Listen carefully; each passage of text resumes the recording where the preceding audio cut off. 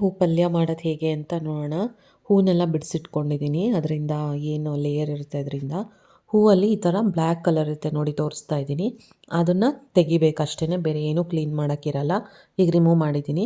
ಅದೇನೆಂದರೆ ಡೈಜೆಷನ್ ಆಗೋಲ್ಲ ಹಾಕಿದ್ರೆ, ರಬ್ಬರ್ ಥರ ಇರುತ್ತೆ, ಕಟ್ ಆಗೋಲ್ಲ ನೋಡಿ, ಕಟ್ ಮಾಡಿ ತೋರಿಸ್ತೀನಿ. ಸೊ ಹಾಗಾಗಿ ತಿಂದರೆ ಡೈಜೆಷನ್ ಆಗೋಲ್ಲ ಅಂದ್ಬಿಟ್ಟು ಅದನ್ನು ಹಾಕಲ್ಲ. ಅದನ್ನು ಒಂದು ಲೇಯರ್ ತೆಗೆದ್ರೆ ಆಯಿತು. ಆ ಫ್ಲವರ್ಲಿ ಚೆನ್ನಾಗಿ ಗೊತ್ತಾಗುತ್ತೆ, ಅದು ಗಟ್ಟಿ ಇರುತ್ತೆ, ಬ್ಲ್ಯಾಕ್ ಕಲರ್ ಹೀಗೆ ಫ್ಲವರ್ ಒಂದು ಥ್ರೆಡ್ ಥರ ಬರುತ್ತೆ.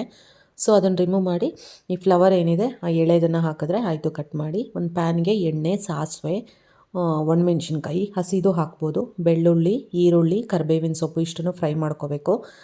ಅದಕ್ಕೇ ಧನಿಯಾ ಪುಡಿ, ಅರಿಶಿನ ಪುಡಿ, ಖಾರ ಪುಡಿ ಹಾಕ್ತಾಯಿದ್ದೀನಿ. ಅದಷ್ಟನ್ನು ಫ್ರೈ ಮಾಡಿಕೊಂಡು ನಾನು ಹೆಸರು ಬೇಳೆ ಬೇಯಿಸ್ಕೊಂಡಿದ್ದೆ, ಅದ್ರ ಜೊತೆ ನೀವು ಏನಾದರೂ ಕಾಳು ಹಾಕ್ಬೋದು. ಸೊ ಅದೆರಡನ್ನೂ ಒಟ್ಟಿಗೆ ಹಾಕಿ ಬೇಯಿಸ್ತಾ ಇದ್ದೀನಿ. ಸೊ ಆ ನೀರೆಲ್ಲ ಅಬ್ಸರ್ವ್ ಆದಮೇಲೆ, ಡ್ರೈ ಆದಮೇಲೆ ಅದು ರೆಡಿ ಆಗುತ್ತೆ.